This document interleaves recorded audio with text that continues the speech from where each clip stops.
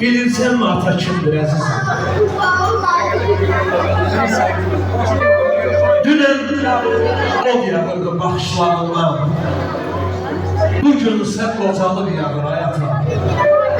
Sıxılanda ürək ağrıyanda can ağırdır insana, ağır hayata.